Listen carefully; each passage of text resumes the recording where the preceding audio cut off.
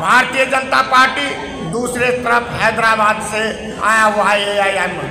ये दोनों सगा है और दोनों मिल करके जनता को ठगने का काम कर रहा है। ऐसा पहला राज्य है जो अपने राज्य में लागू किया है और वो साइंटिफिक तरीके से, चूँकि जनगणना में जो आधार आया है, जिन जातियों की जितनी हिस्सेदारी आई है उसी हिस्सेदारी के आधार पर ये जातिगत जनगणना को बेस मान करके, साइंटिफिक डाटा मान करके हम लोग आरक्षण लागू किए हैं। उसके अनुरूप हमारे नेता आदरणीय तेजस्वी प्रसाद यादव जी पिछले चुनाव में घोषणा किए थे, जो यदि हमारी सरकार बनी तो हम लोग 10 लाख युवाओं को रोजगार देंगे। उसी दिशा में जब से महागठबंधन की सरकार आई है तब से लगातार युवाओं को रोजगार देने का काम किया जा रहा है और वो जो टारगेट है 10 लाख का, हमें उम्मीद है अगले मार्च तक जरूर पूरा कर लिया जाएगा।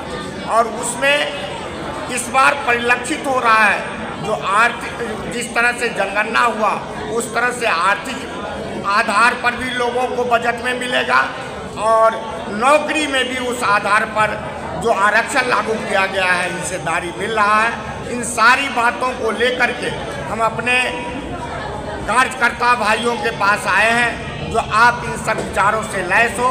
राज्य के अंदर किस तरह से सांप्रदायिक शक्ति एक दूसरे को नीचा दिखाने का काम कर रहा है। हम हिंदू, मुस्लिम, सिख, ईसाई सभी लोग भाई भाई हैं। आज किशनगंज में कार्यक्रम है, किशनगंज में हमारे मुसलमान भाई बड़े भाई के रूप में काम कर रहे हैं और उनका जो सहयोग है, उनके सहयोग के बदौलत अन्य छोटे भाई हिंदू या सिख या ईसाई जो भी है उनको साथ लेके चलना उनकी ड्यूटी है। और यहाँ दो सबसे बड़ा ठकैत आ गया है देश में, एक तरफ भारतीय जनता पार्टी, दूसरे तरफ हैदराबाद से आया हुआ AIM।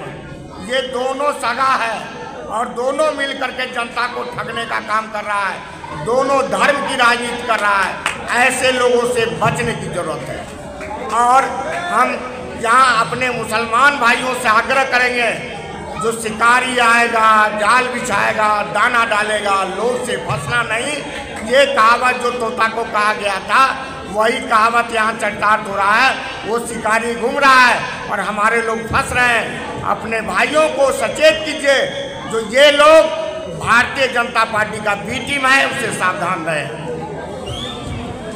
इन्हीं सब बिंदुओं को लेकर के आज का ये कार्यकर्ता संवाद सम्मेलन हम लोग आयोजित किए हैं। बहुत बहुत धन्यवाद।